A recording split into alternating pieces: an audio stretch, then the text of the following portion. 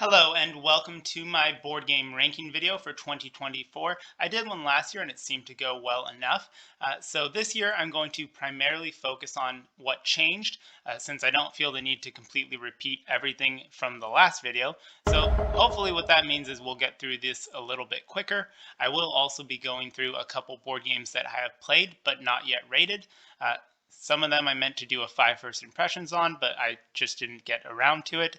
But this way, we'll have everything rated and ready to go, and we can start the year off fresh. I use the Board Game Geek rating system, which I'll throw up right here, and I pretty much follow this to a T. It's basically a measure of how much you want to play a game. So a 5 is perfectly average. And I will say that I do have a couple games on here from my family's collection since I essentially curate things, but there are a couple games that they're being stubborn and holding on to, which is totally fine. But so you might see some 5s and some 1s on here, but that's the reason for that. Now, let's start off here. Some games I haven't played, so they still don't have a rating. Seven Wonders, great game. Didn't change. I haven't played Seven Wonders Cities enough yet. I do have the anniversary packs as well, but again, haven't played them too much. My rating for expansions, kind of just by rule, I cannot rate them higher than the base game unless I think they improve the base game.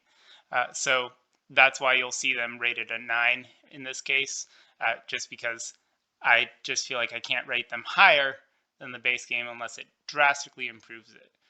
Acquire, still like that game. Apples to Apples, again, slightly above average. Apples to Apples Freestyle, no change. Arboretum, I really enjoy that one. No change for Atlantis. It's just a Lego board game. Bananagrams Wild Tiles is just average. I don't particularly care for word games. Bang the Bullet, more of a nostalgic game for me, 7 out of 10. Battle Ball, that one's up for trade. I don't really need it anymore. Battleship, Battleship the card game, also known as Hidden Threat, 7 out of 10 there. Big Book of Madness, I like this one, even though it's hard. Bioshock Infinite, I want to play this one some more this year. I played it a lot the year I got it and haven't really touched it since then. Blink is a quick speed game. Boggle, I'm going to give Boggle, what am I going to give Boggle? We'll give Boggle a 6 out of 10. It's average. Over here, haven't played it. Bounce off, whatever. Break the safe, bring your own book. Can't Stop. I like Can't Stop, that's a fun one. Carp Astra. Cash and Guns. And let's see. Checkers, chess. Chinese checkers, I don't care for that one as much. Another Lego game, City of Horror. Fantastic kind of social manipulation game right there. I like that one. Clue. I like Clue Reinvention. That's my favorite spin-off of Clue. It adds a couple twists that I really like. Secrets and Spies, Coinage, Coup. Cou's a fun one. I'm terrible at bluffing, so I don't often win, but I enjoy Coup. Cranium, this is a great party game. I really like it. We have another Cranium, cooperative Cranium game. It's all right. Lego, basically Lego Pictionary right there. Silly ping pong game, Dixit. Dixit's great. I have a couple expansions, as you can see. And Dominion, great game. I'm going to go ahead and rate Nocturne here. Surprised I hadn't done that yet. I'm going to give it a 9 because I do think the hexes are not fantastic. The boons are definitely better. And the hexes are okay, but they're especially bad for new players. Definitely don't want to play Nocturne with new players. Dr. Rika, this is a silly uh, game. It's basically those marble sort games that you see on your mobile phone. It's basically that, but in real life. Uh, Probably best for kids, but if you want a silly dexterity game, uh, I would give it a I would give it a 7. Drop mix is an interesting one. I want to do a full length video on this one eventually, but essentially you are playing cards and this electronic device syncs up with your phone and it remixes the songs, and there's a bit of a game you can play with it, and it's got a little bit of deck building somehow, where you basically create your own decks and you can pit them against each other. uh, I don't know if I'm quite ready to rate this one yet, but right now I would probably put it at a 7. I haven't played that. Fallout Shelter, the board game. I thought this one was pretty ingenious. I like the transparent cards that go over, uh, like with the monsters, and to basically show that a spot is being attacked. It's a really clever small worker placement game. Fast and Furious Highway Heist. This one I also don't know if I'm quite ready to rank yet, because I have played it and I've enjoyed it, but it seems very hard. So I don't know if I'm just missing something or what, but I actually enjoyed the mechanics. It's a lot more complicated, I feel like, than that probably whoever the target. I have no idea who the target audience was, honestly. I probably rated a 7 out of 10 right now. Flux is Flux. Forbidden Desert is Forbidden Desert. Game of Life. This is again one of those that I mentioned that the family has and won't let go of, but it's fine. Life card game, which is superior to the board game. Game of Things, Game of Thrones, not confusing at all. Gem is a silly bidding game. This one is based off of a ghost game that got good reviews. I just haven't played that yet. It's in storage. Gestures, Halo Action Clicks. I might move Halo Action Clicks down to. I might move Disown down to an 8, just because the components, specifically the boards, which are paper, are not fantastic.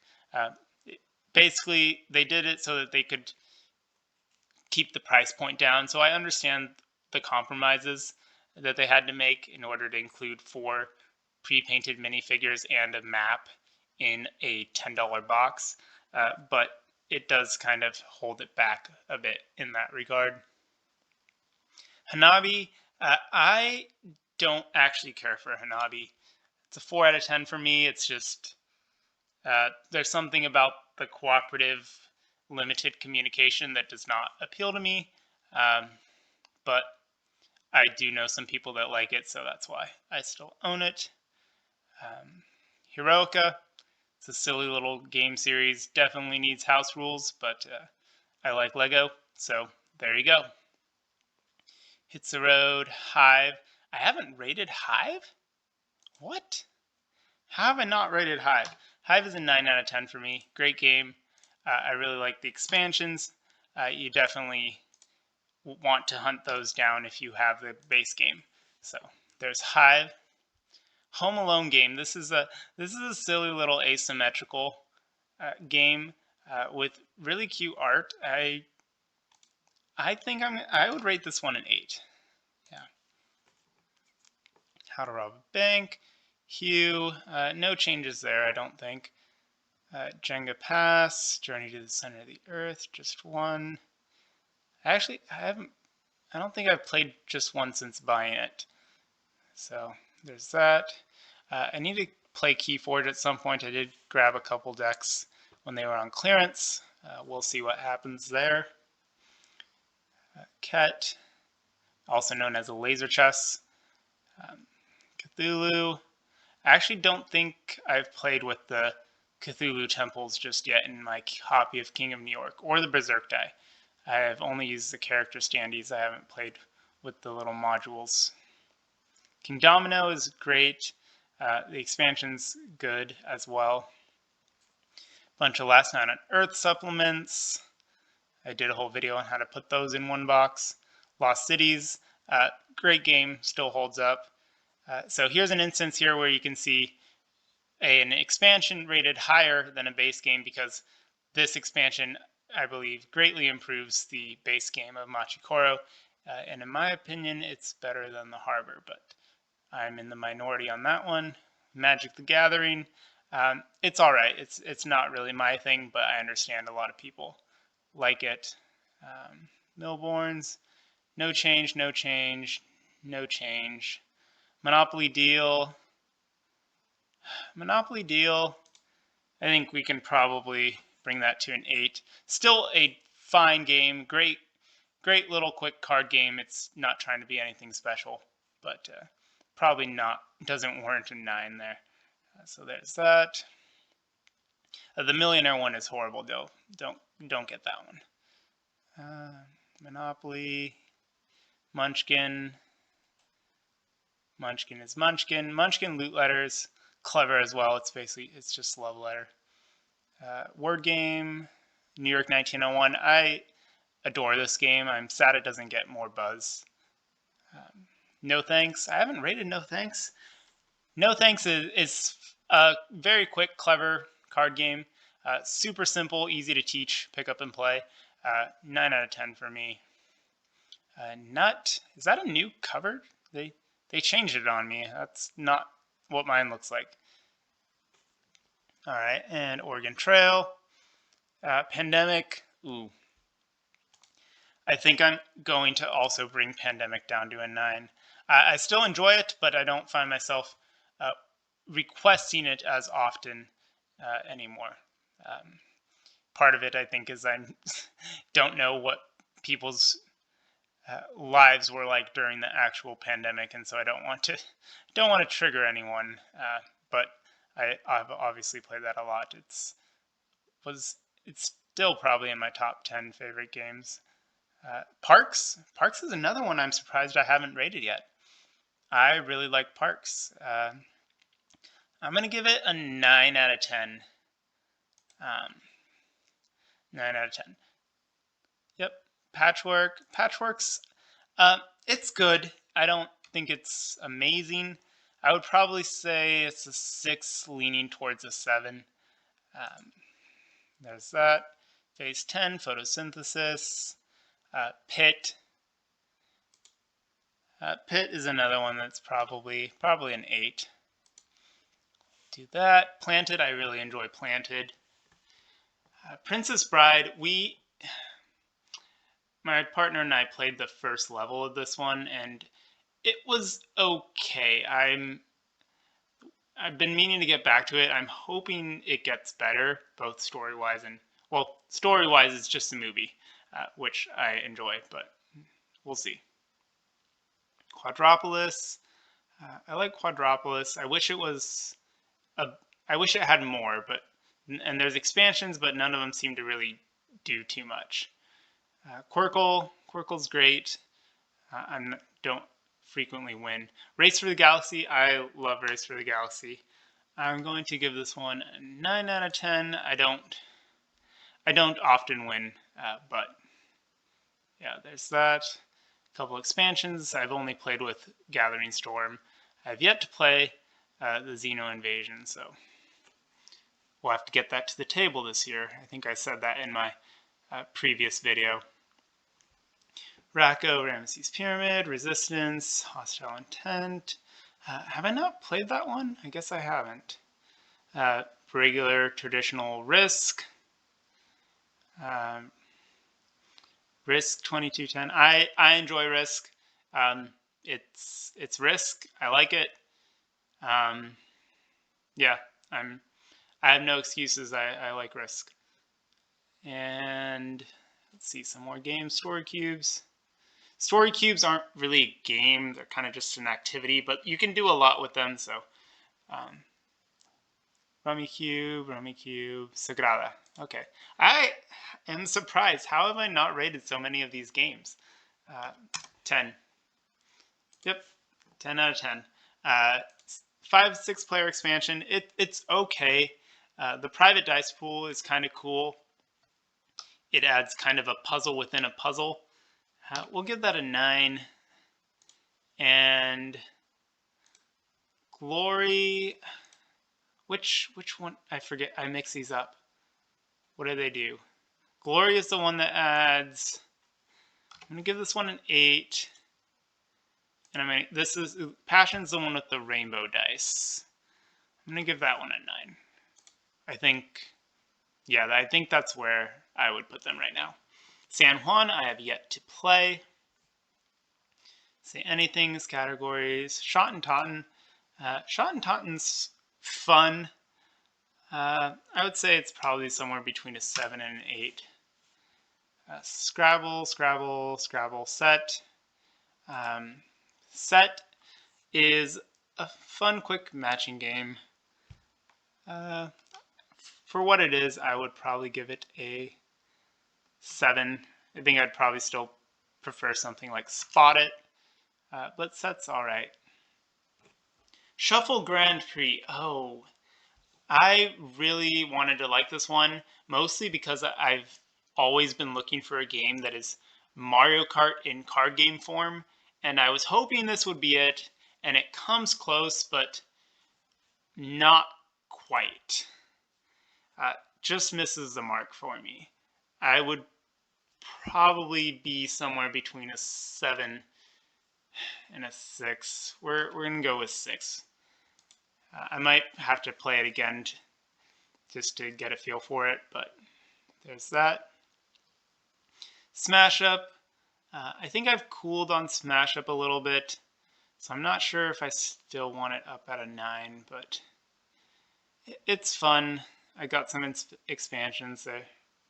They're there. Snappy Dressers is just a remake of Spot It, so I will rank it lower than Spot It because it's just a copy of it. Games. Spot It's great. It's quick, easy to play, works with all ages. Spy Track Down, Star Wars. Some of these are games where like I have a deck of cards and I really should just part with it. But I have a deck of Star Wars trading cards somewhere and I'm probably never ever going to play it. Stratego, I enjoy Stratego. It's simple, it's fun. Sushi Go, I like Sushi Go. Taj, I don't remember enough about that one to rank it, so we'll leave it there. T-Dragon Society, I love this one. Not love is strong, but I really like this one. It's got very cute artwork. I just wish it had a few more cards, which I know it has a standalone expansion, so we will see about that. Temple Run, Temporum. Alternate realities absolutely improves the game, so it's going to bring it up to a 9. Ticket Ride New York, Timeline, Trigger, Trivial Pursuit, Two Rooms and a Boom. I actually no longer own this, so we have to update that. And I have cooled on this a lot. I liked it initially, but it's fallen off for me, so we'll bring that one down. Unlock is a good game. I have 3 boxes worth, I think, so 9 different adventures. I just keep them all in the same box. Uno Attack. I've yet to play Uno Remix. Uno Ultimate, I gave it a 7 out of 10, but honestly, it could be an 8. It works exactly as intended. And Wizard Oz, another adventure book game that I need to play. Wizards Wanted. I really like this game. It kind of came and went. It was published by Mattel, so I don't think people gave it a lot of attention. But I really like this one. It's pretty clever in the way that you move around the board in a way that I feel like I haven't really seen in other games. World Series of Yahtzee. No change. All right, we're getting to the end here. All right, and Zularetto. Okay, so no changes there. Let's go over to other games that I have played but not rated. Abandon All Artichokes is a deck unbuilder, or I forget what it calls itself. It's a deck destroying game where you basically start with 10 cards and you need to get rid of those artichokes. So kind of like the opposite of Dominion, where you're trying to get victory points, and this one you're just trying to get rid of the bad cards. I am going to give this one a 6 out of 10. Abduction. Abduction is a silly game. It comes with this, what is it? It's like a squishy spaceship that reminds me of those containers that you get for children to put their cereal in. It reminds me of one of those. It's very strange. I had high hopes for this game. Played it with family over the December holidays, and it was okay. I think I would probably give it a 6 out of 10. It doesn't have a lot going on. It says it's delightfully clever. The box says something about it's being a surprising. The box says something about it being surprisingly clever, but it was just average clever. Balderdash. Balderdash is fun. I would give Balderdash a 7 out of 10. Bears and the Bees is another one that I played with people over the break. We'll give this one, we'll give it a 6. It's good, but I don't think it does anything necessarily new other than the fact that it's got a hexagonal cards that you lay out on the table, kind of Carcassonne-like. Blocus Duo is just Blocus for 2 players. Bloodborne, the card game, I cannot remember when I played this, so it must have been a while ago, and I honestly don't remember enough about it to give it a rating, so we'll leave it at that. Bonanza, I've played once. It was okay. I wasn't jumping up and down about it. Boss Monster, I meant to do a video on this one. I thought it was okay, slightly above average. Cascadia, I actually really enjoyed. I really enjoyed Cascadia. 8 out of 10 for me. Maybe could go up after further plays. And Chameleon. Chameleon's good. I don't know if I necessarily like it more than other kind of social deduction games, but the premise is fun. We'll give it a 7 out of 10. Champion of the Wild. I don't remember much about this one, so I would probably give it a 5. It was quite a while when I played that. These are just the games that I have played, but not yet rated, so that's what these are. Deadwood 1876. I actually played a prototype copy of this back before it was released, and I didn't realize what it was until the Dice Tower put out a review on it, I think, and then I was like, oh, I've played this before. But I played with the prototype version that had just like cardstock cards and stuff, and yeah. Durian, I thought I rated this one already. Durian's fun. I think I'll give it a 7 out of 10. Exit the Polar Station. I don't remember what I rated about this one. Explorers of the North Sea. I like this one. It's probably a 7 out of 10, but it didn't really excite me. It was a solid game, but it didn't enthrall me. Fallout Shelter, I already rated that one. Farkle, Fast and Furious. Forbidden Island. I do like Forbidden Island, I think, a bit more than Desert, but not enough to have it be a higher rating. Fuse is a very quick dice placement game, and the time that I played it, we absolutely destroyed it and got a very high score. So I don't know if I played it wrong, but we did incredibly well the first couple times. So not really sure. It was, I didn't like it as much as I thought I would. 7 out of 10. Goat Lords, I don't remember enough about that one. Hive, I already rated. Letter Jam, I did not like.